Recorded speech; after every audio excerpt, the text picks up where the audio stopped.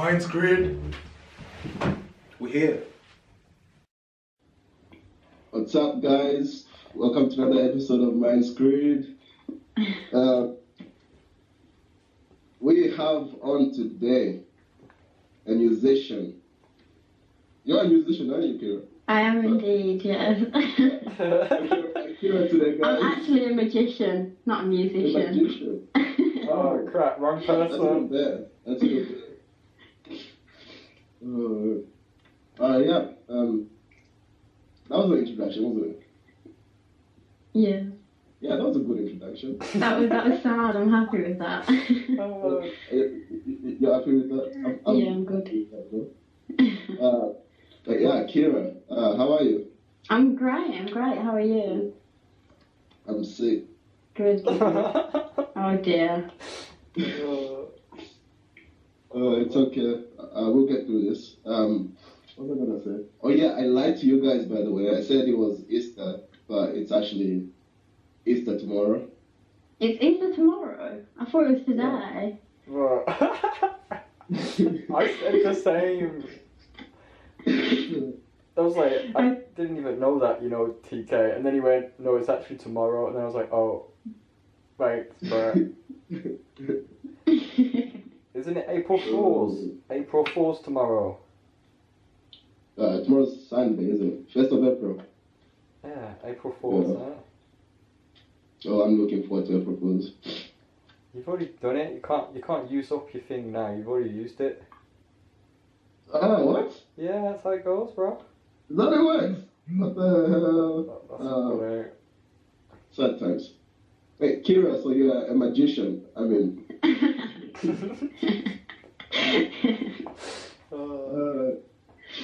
No, yeah, I'm both. I'm a musician and a magician. No way. Wait, am I being gullible now? Are you actually... I am in it. No, I'm kidding. I'm just a musician. I wish I could do tricks though. I was gonna say. Well, music is a form of magic, in a way. You think? I like to think so. Oh, okay. It's like,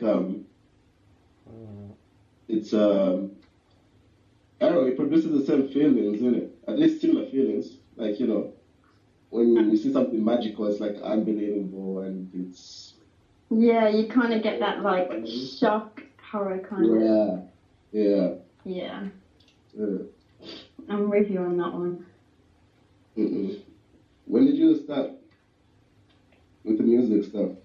Well, I first started learning guitar when I was about 10. So that's 9 years ago now. I'm 19 now, so, but I've been doing vocals only for a few years now, like 2-3 years maybe. But yeah, I'm just kind of a little bit obsessed, to be honest. Like, I just want to learn every instrument possible, really. But it's just about having the time and patience for it, really. Yeah. What's next then? So you've been playing the guitar since you were 10? Yeah. Yeah. That's really young. Really? Yeah, kind of. Yeah. I guess. I think next will be the trumpet. I think the trumpet is a really cool instrument. Trumpet. Yeah. And vocals. I think Billy sent me one of your songs. Oh yeah. Right? Yeah, my first ever single to be released. Oh, nice. What's it called? Yeah. What's it about besides, I mean, I guess it's about running. Oh. Wow. You think so, wouldn't you? You think. Well, the whole scenario, like I tried to put out there, is think of it as like when you meet someone and this person is like more into you than you are into them, and they do like everything they can to keep you, but it's just like all too much. Like it's just like really overwhelming, so it kind of like pushes you away, which is where we get this whole like running factor of like trying to get away from the situation. Really, that's what it's about. Yeah, it's weird saying it out loud, really.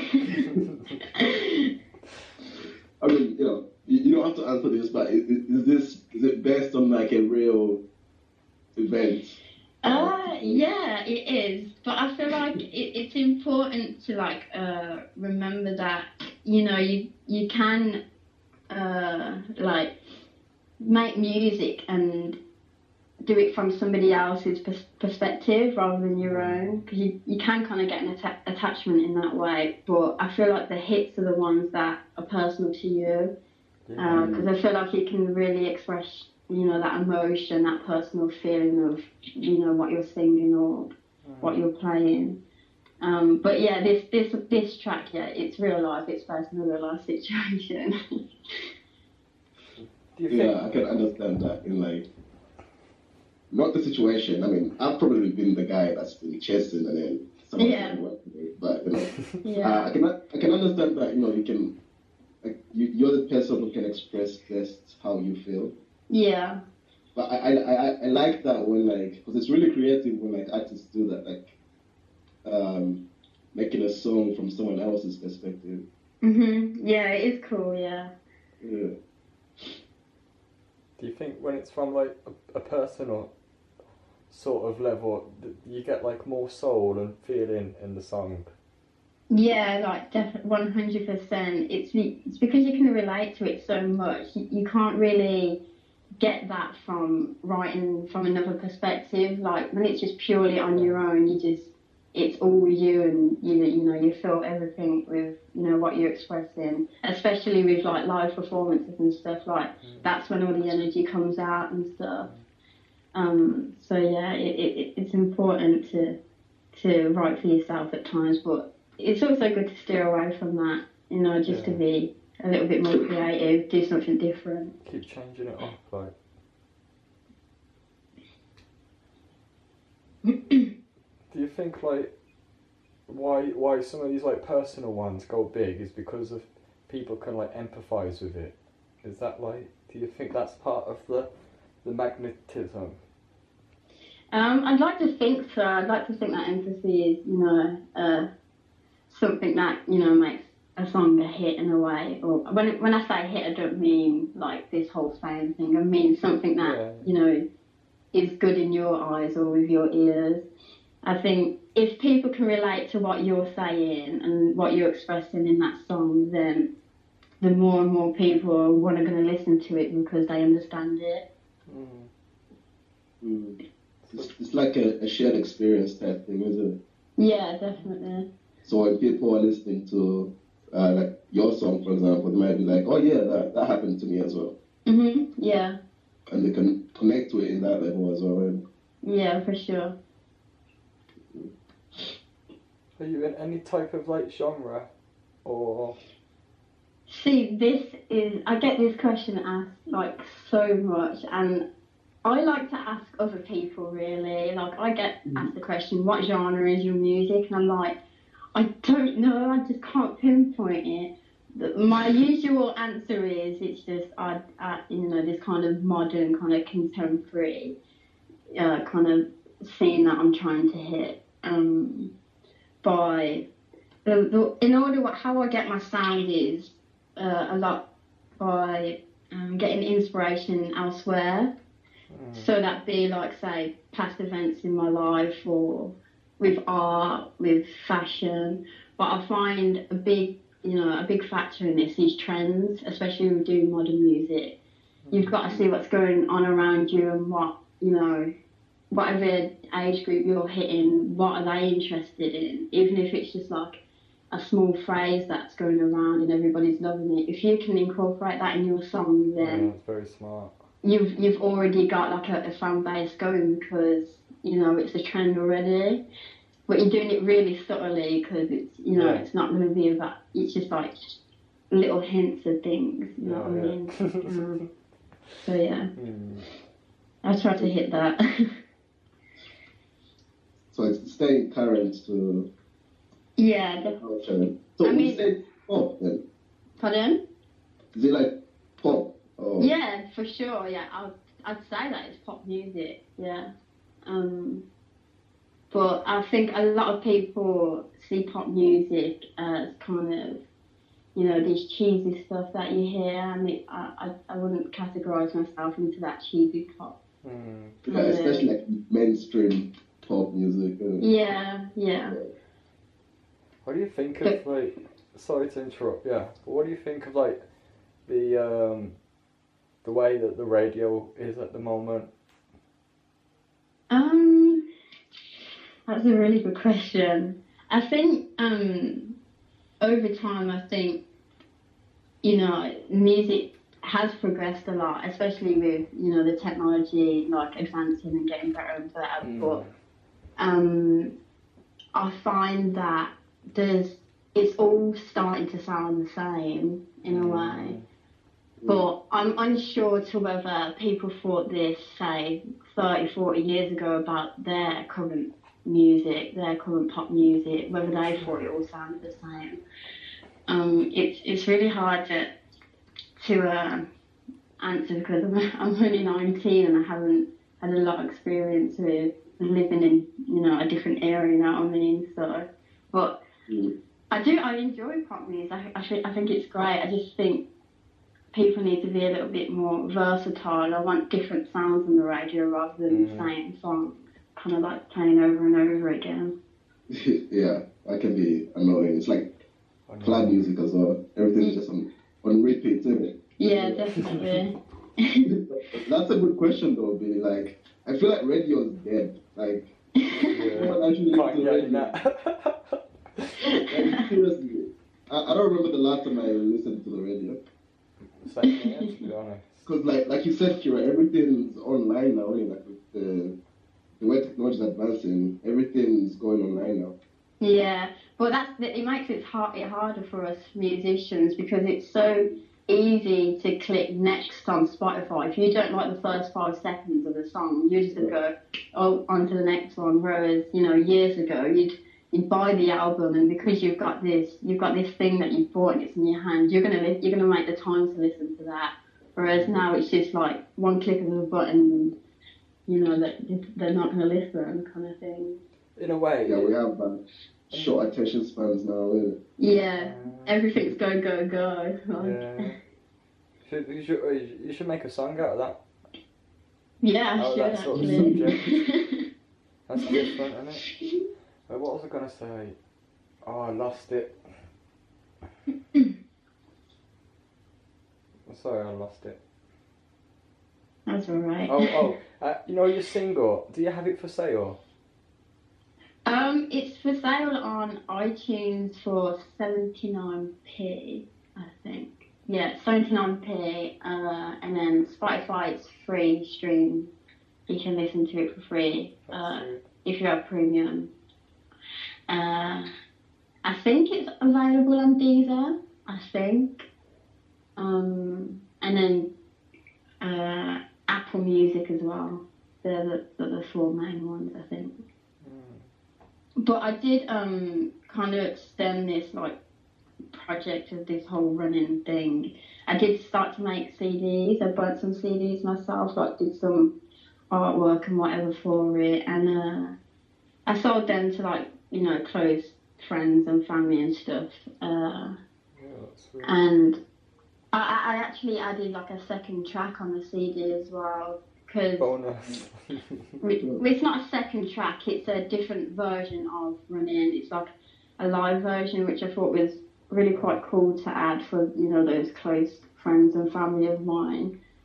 Because basically what I did with that recording process, I stripped away all like the digital effects, and like there was no auto-tune and nothing. It was just me purely in an underpass in Wolverhampton with me and my acoustic guitar with no, you know, electronic kind of stuff going on, and natural reverb from that, and underpass and some nice acoustics. And I thought it was really nice to keep that sentiment of like the rawness of the track, really. Yeah. For my close family and friends. A very entrepreneur sort of thinking as well. Yeah. Doing that is. Yeah. That's good. You know how you said it's hard because like some people can just like click next and next. I think it's also a lot easier for like artists and musicians these days because we're in such powerful times now. Back in the day, if you didn't have money or know someone who had money, there was no way at all of you getting on the radio or on TV or anything like that. But with the internet now, we make our own television shows. You can be a television show, and you can be a radio show. You can do it all, and it's all for free. So it's very, very powerful times. And you know, the early fish gets like the bait or whatever.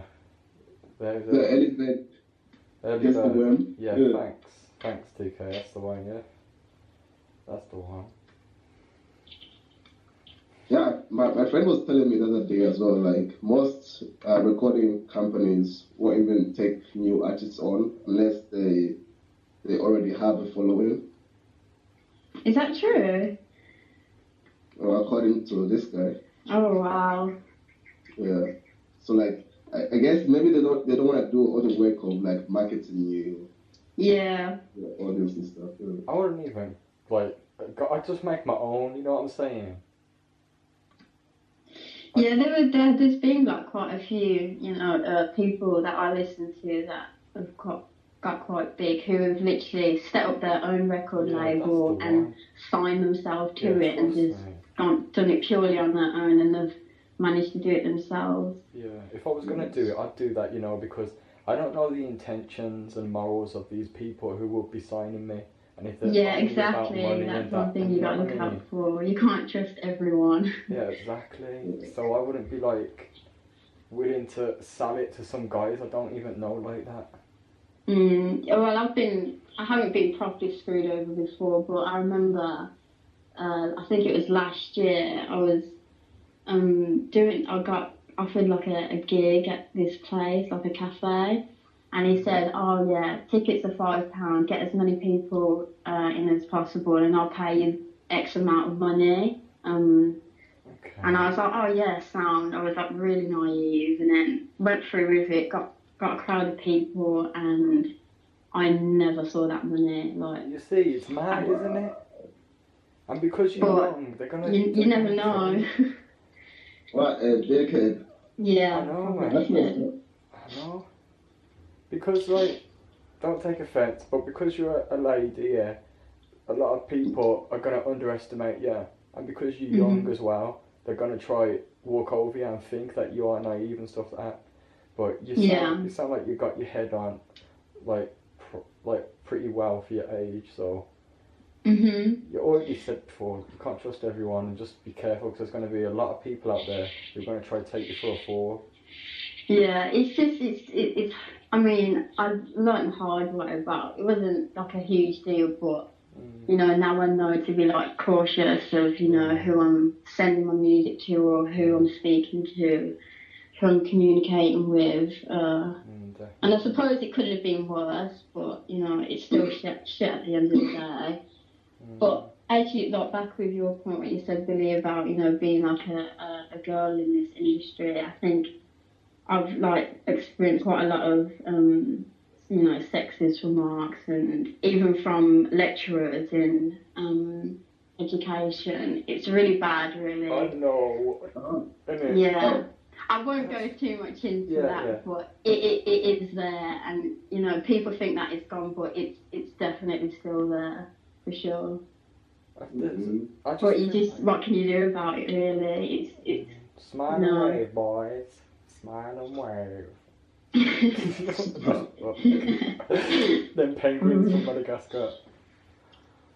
I think the majority, the collective, are very negative. But just don't listen to them. Do your thing, innit? Don't listen to the ones who say it can't be done. The ones who are saying that should they shouldn't be interrupting the ones who are doing it. That's the one. Yeah. To be fair, most of them haven't even tried it, or maybe they're scared to try it. So they're projecting their fears onto you. It's some deep shit. Trust me. That's in it. Everybody's gonna have haters at the end of the day, and I'm okay with that. Haters gonna hate. Haters gonna hate. We got some haters listening right now.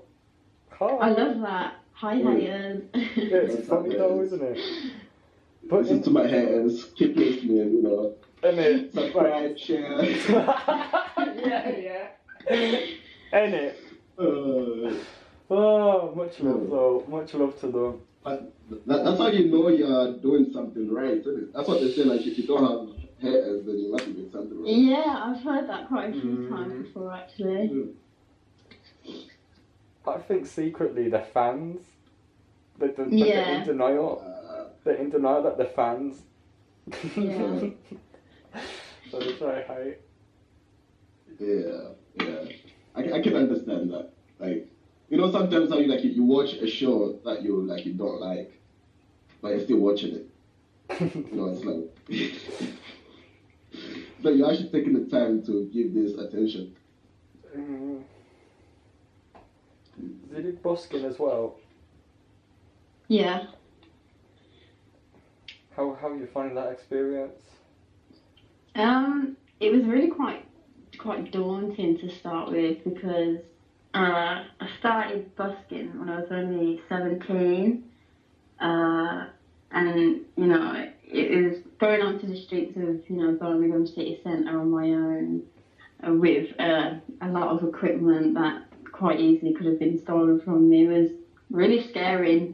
Putting aside the performance side part of it was like quite a scary experience. But you just got to be cautious again about who's approaching you, what people are doing. I have had trouble in the past with busking, especially in Birmingham city centre. But luckily it hasn't escalated to the point where anything's had to be done about it. But that's a bad side to busking. I won't go too much into that either. I don't want to bait anyone out.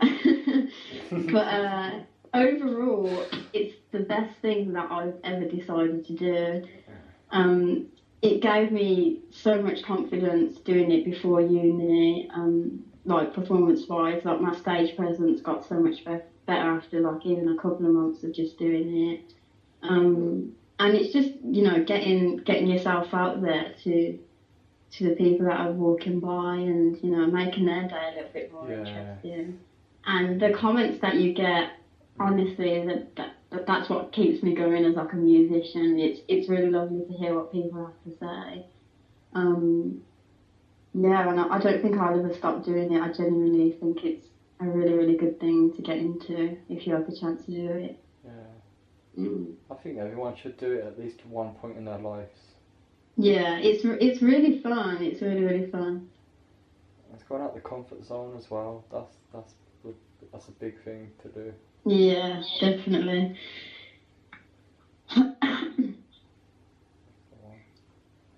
What do you do outside of music? Well, at the moment, I try and stay in that kind of creative mode, even if it's not with music. At the moment, I'm really into this kind of vintage clothing kind of selling at the moment. Going out and finding some good vintage 90s stuff at the moment and passing them on to people that are interested. Literally, I have like my room right now is just full of old dusty clothes. Which might sound a bit weird, but I just take my time to repair them, wash them, and try and find people that are interested and give them a new home. Do you sell them on then? Pardon? Do you buy them and then sell them on? A lot of the clothes that I have, I've either bought from vintage sales and worn them myself, or they are like my family members that have been passed down and stuff. But I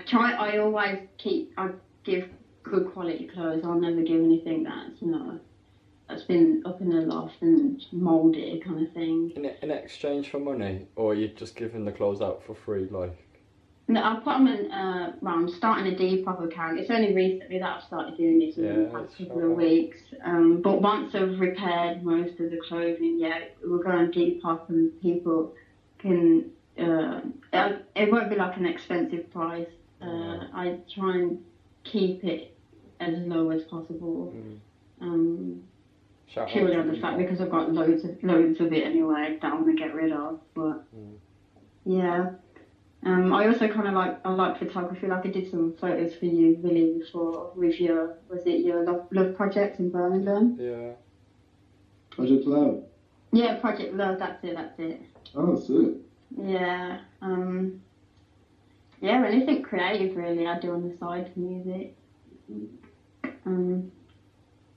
That's pretty cool. Like, I was reading the other day about creativity as well. Like, if you're creative in one thing, it's, I don't want to say it's easier, but it's like, you're more likely to be creative in something else as well. Because it's like, say for music, for example, like, if you enter this space of like, just calm and like you're like ready to, I don't know, you open yourself up to like whatever, and then just allow yourself to like it seeps into it, like so the same principles of creativity, or however you practice guitar, that could translate into like drawing as well. It's exactly so like the same practice really. It's just about having the right thought process and motivation and creativity to pass that on to a different kind of aspect into your life. But do you ever do like when you're in a very like when you're not feeling it, like when you're not just like I can't write a song today, or I can't you're not feeling that motivation to be creative, or like when you have writer's block, what do you do to like put yourself back into that? Wow, I actually have shall we call it a writing environment.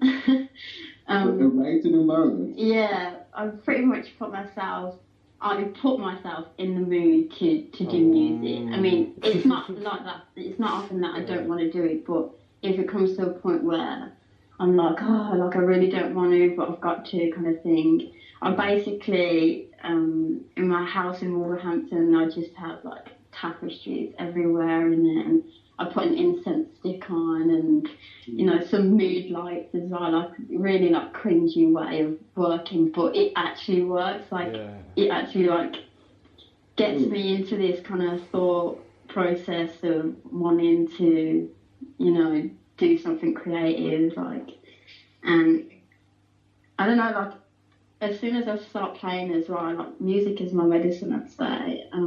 Whenever I'm down, it kind of like lifts me, and it's pretty much the only thing that fulfills my mood, really. But yeah. Yeah, it's kind of like, because it's not like it's like an essay that you have to write for university. It's like it's something that's actually this guy says it's like playing. It's like you're playing instead of working. Yeah. You don't view it as work. You view it as something fun to do, or something that you're really. Yeah, you can't force anything that that isn't there.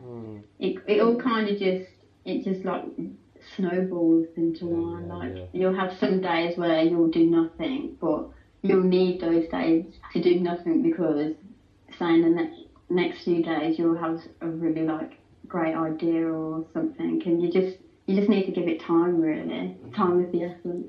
If you imagine yourself being the snowball, when you're not doing anything for those days, or when you have a so-called like creative block, that's you just on the top of the hill and it's snowing on top of the hill. But when you do like what you said, that ritualistic sort of habit, that's in a way pushing yourself slowly, so you roll down the hill and then turn into a bigger snowball. Yeah. We can always like be doing that. Yeah, for sure. And do you think it's like, it's just a space of thought, it's a vibe sort of that everyone can tap into, and our head is sort of like a radio, and we can turn the knob on to tune into the station, which goes into that creative a channel. Yeah. I mean, it's said a lot in the music industry that sometimes the best things are just to stop playing and just be silent for a second. And I think it works the same with writing music. If you just stop for a few days and just, have a rest, do something else, it will be better once you come back to it when you've got fresh ears and, you've had a few days of not, being constantly at it kind of thing. Yeah. So like you step away for a second and then come back refreshed. Yeah. Okay. Just have a pause, innit? And a nice like bath or something, a chill day. Going back to when we were speaking about vintage clothes, do you know about the 1 kilogram sale or something like that? I do, yes. I went to the one in Wolverhampton about a month ago, and it was just amazing. I got some really good pieces there. But there's one coming to Birmingham in April, I think I saw, which I might go to. Yeah, they're really good. You get a really good price for the amount of clothes that you get as well. I went there one time when I spent too much. Really? Yeah, I thought because you see them all and you think to yourself, whoa, 1 kilogram, £15, I can get loads. But really, some clothes are really heavy, and like then you start picking stuff you're not even gonna wear. And I got stuff. I can just imagine you like going into the mindset like, okay, I'm only here for one thing. Innit? I know. Bags of clothes. That's what happened. It was, oh my gosh. I still got some clothes in the cupboard I ain't wore once from that same place. Oh. So yeah, free clothes if you want. Yeah, you can give them to Keira, then she can sell them. Just put them on Depop. Oh, true. What am I thinking? I just put them on Depop. Yeah, good idea. Shout out to Depop again. Depop. Yeah, I love Depop. I really need to start getting on it again. It's like this app where you can just buy like second-hand clothes, but the majority of it's like good quality stuff if you follow the right people. It's not bad. I've been on there once. Oh, really? Yeah, I think I've got an account as well. I was trying to sell some of these art pieces I have as well. Ah. Do you have any favourite musicians at the moment, like, or your all-time sort of inspiration? Yeah, I do have a few people that are killing it at the moment that I'm loving. Billie Eilish is my favourite. Everybody knows this who knows me well.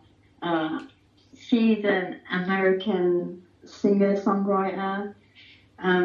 She also has a brother on her side that's just like the MIDI kind of electronics and guitar and stuff like that in her music, but she's such an inspiration to me. She's only 16 as well, but she's killing it. She's absolutely killing it.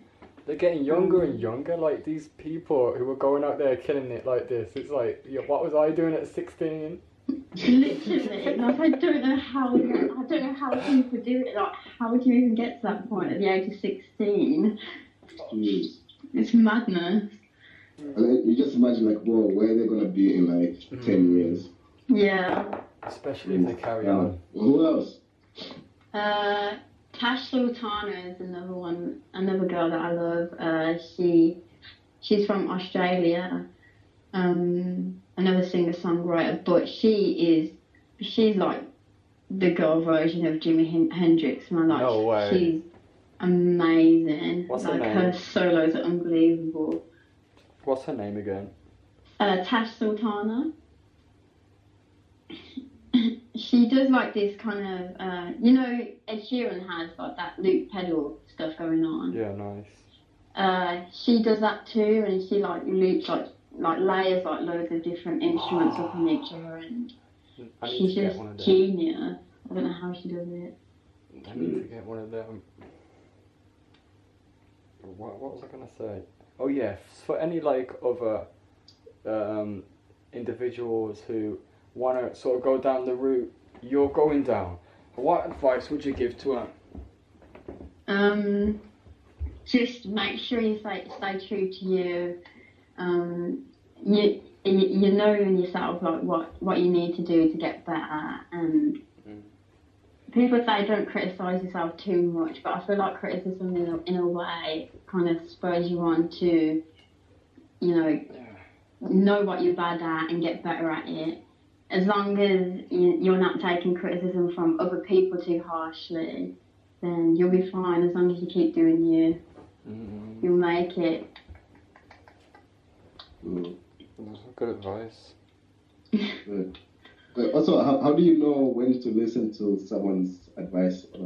I imagine like some of your family members or your friends have tried to, like, I don't know, advise you about what to write or something? Well, luckily my family are really, really supportive on what I do, and they love listening to, certain new tracks that I'm doing and stuff like that. And they even though they're not, not musically trained or anything, I feel like being a musician, you miss on the simple points because you look too in depth in what you're doing. But your family are the best people to criticise, really. If, like, even if it's the smallest things, like, Keira, your vocals need to be a little bit louder on that track. Don't be so shy, like, turn it up. I remember my sister saying to me the other day that because I haven't been doing vocals for that long, I'm a bit shy with it. And she just said, just make it louder, like, have it bigger. I know you're shy, that's what you need to bring to the track. And taking that advice, I think, will better what I do as well. But yeah, your family know best, I think, for sure. And what about for upcoming musicians? How hard is it? How difficult is it to put a single on Spotify and the other sort of thing? What do they have to do that? Well, it's about really having the time and the effort to do it. Really, it's easy to do it. It's just about knowing how to record or getting somebody to record the song that you've done, and it being a good song that you want to put out there. But you also have you have to have artwork for your song, and it has to be certain dimensions and stuff like that. It's good to have like a reoccurring theme as well, I'd say.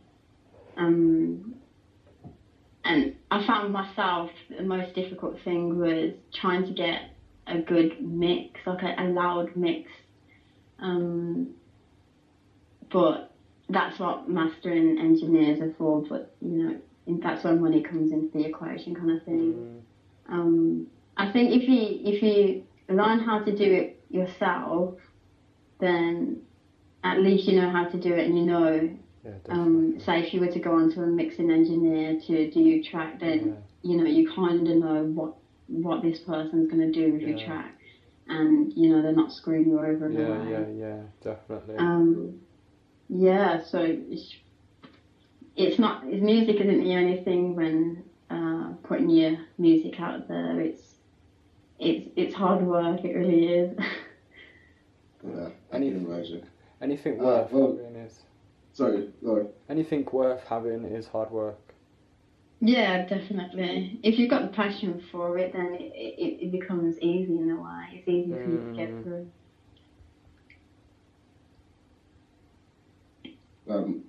Just before we close off, I find that, like, when I listen to a song, the first time it's like, okay, it's cool, it's nice, it's great.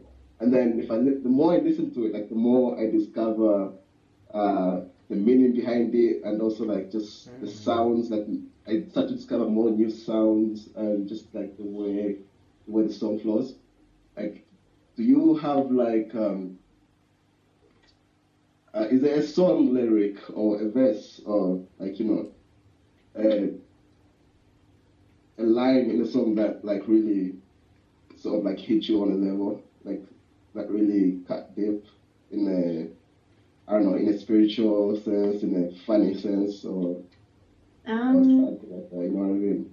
Yeah, I do. I get that feeling quite a lot, especially in Billie Eilish's lyrics. But like, I'm completely obsessed with her music. Like, she's such a good like songwriter. Like lyrically, I mean,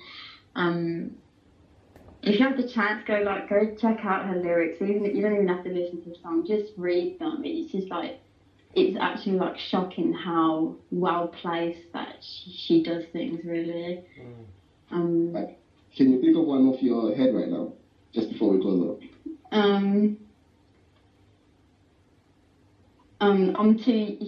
She did. I can't think. It's like something about like because she's only 15 when she wrote the song. She said something about like she's too young to go to jail. Is the lyrics, and it's just like she's incorporated the big factor of like what everybody says about her being young for her age and having this fame, and she's put that in a song. And then like reference it to like a police kind of like jail kind of thing. It's just it's crazy. I don't know how she thinks of these things. That's amazing. But yeah, it was good having you on, Keira. Thank you. It was nice speaking to